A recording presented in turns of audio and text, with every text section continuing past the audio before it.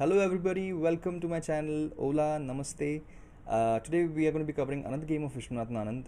Last time I'd shown a game between Anand and Ivanchuk. Do check it out. This game was played between Anand and Kramnik in their 2008 World Championship match. Kramnik here had the white pieces, Anand was black, so let's jump right into it. Kramnik opened with d4, we have d5, c4 and c6. So Anand employs the Slav defense. We have knight f3, knight f6, knight c3 and e6. So we transpose into the semi-Slav variation. We have e3, knight bd7, bishop to d3 and pawn captures. The idea of capturing the pawn is to let white waste a tempo by moving the bishop, by developing the bishop, and then you capture. So white kind of loses a tempo by this. So Kramnik takes back and we have b5. Anand expands on the queen side. So the bishop has to go back and a6, now further cementing the position of this b5 pawn. So we have e4, Kramnik starts expanding on the central pawns, and we have c5 and here e5. There was possibly a better move, maybe d5 might be a better move in this position. If you, for example, if you push d5, you have takes, takes, but then you get c4 in, and this would be maybe a little tricky because you don't want these pawns controlling so much space on the queen side, which is why probably Kramnik decided not to go for this line. Instead he pushed e5. So we have a trade in the center. Pawn takes on d4 and a very nice tactic by Kramnik. He captures on b5. So Anand captures back and Kramnik captures the knight on f6. We have g takes on f6, and in this position Kramnik castled. There's no real hurry to capture this pawn because it's a very weak pawn. It's not really possible to defend it as such.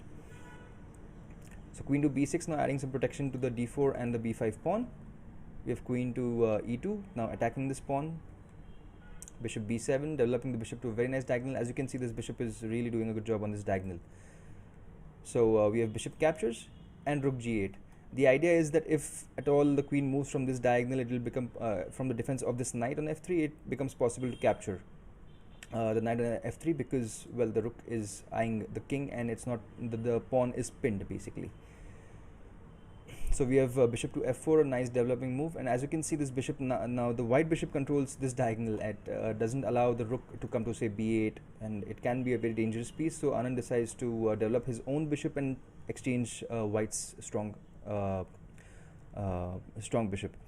So Kramnik says, okay, fine, if you want you can have the exchange, but the exchange will happen on g3, not on f4.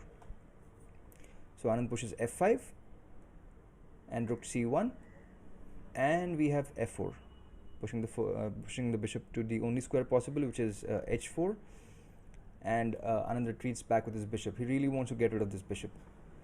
So we have a4, now further cementing the position of white's light squared bishop.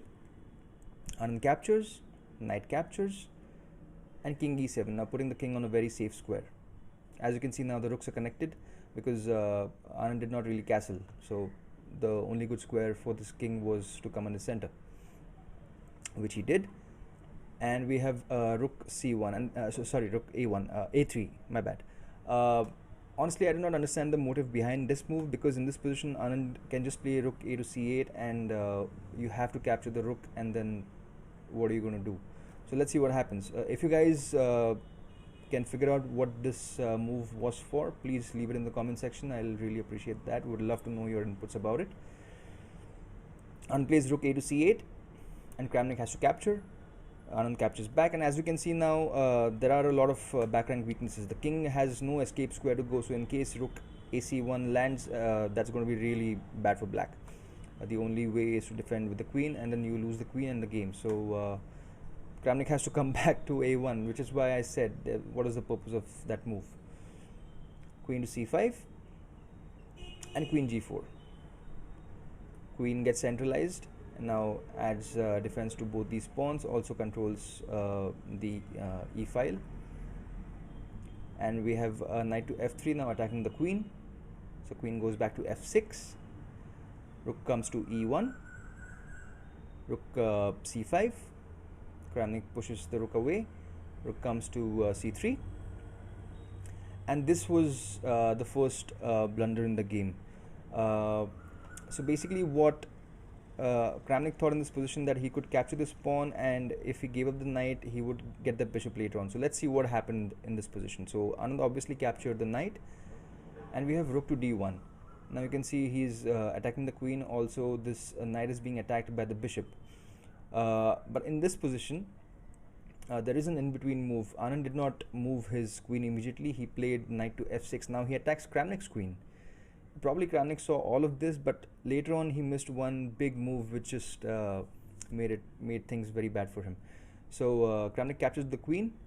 Anand captured the queen, and Kramnik gave a check on d7.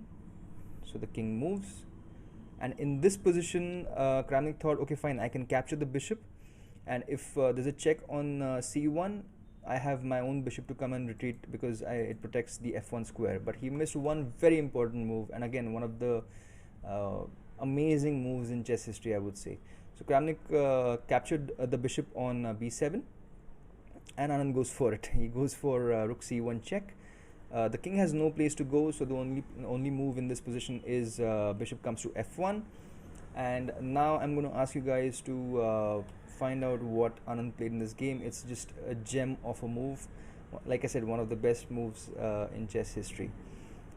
So Anand in this position played knight on e3, and this is just amazing. As you can see, he's attacking the bishop on f1 along with the rook. The king has no place to run away, so you are going to get checkmated. If you capture with the pawn, you're going to get pawn captures, and again, as you can see, the f2 square is covered by the pawn, and the rook cannot really come and attack it. Next move, no matter what you play, say for example you play rook here, you just get pawn to e2, and this is going to get, I mean, you're getting checkmated. So you're going to promote to a queen, king has to move, and so on and so forth, and checkmate will follow. So yeah, in this position, Kramnik had to resign the game, and Anand said in an interview that when Kramnik saw the knight to e3 move, he just felt really bad that he missed that move. So yeah, amazing game. Hope you guys enjoyed it. Cheers. See you next time.